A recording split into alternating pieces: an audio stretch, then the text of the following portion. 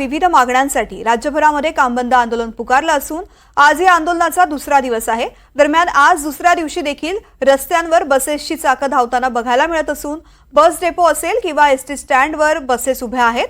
दरम्यान गणेशोत्सवाच्या तोंडावरच कर्मचाऱ्यांनी हे आंदोलन छेडल्यामुळे प्रवाशांचे मात्र हाल होत असून प्रवाशांकडून याबाबत तीव्र नाराजी व्यक्त केली जाते। प्रश्न असा आहे की जर तुम्ही संप पुकारलाय, भले तुम्ही अचानक केला, काय केला, तर पूर्ण सिस्टम तुम्ही डाऊन करा।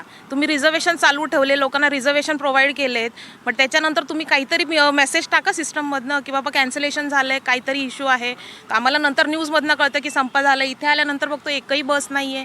मग तुम्ही नोटीस बोर्ड नाही लावला, तिथे तुम्ही इन्फॉर्मर नाही ठेवलाय, ऑफिसमध्ये एकही माणूस नाही आहे, ऑफिस लॉक करून ठेवलंय। माणसांना कळणार कसं, लोकांना कळणार कसं की बाबा हे सगळं बंद आहे।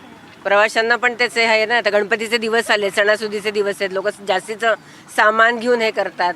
सगळ्यांना बाहेरच्या गाड्या प्रायव्हेट परवडत नाहीत। एरवी 300-350 सीट असेल, असते 500-600 म्हणतात, प्रत्येकाला परवडत नाही ना ते। मग लोकांनी काय करायचं? आणि आयत्या वेळेला ते डिक्लेअर करतात, मग तुम्ही तिकीट कॅन्सल करून आमच्या ते पण पैसे रिफंड नाही देणार आता ते।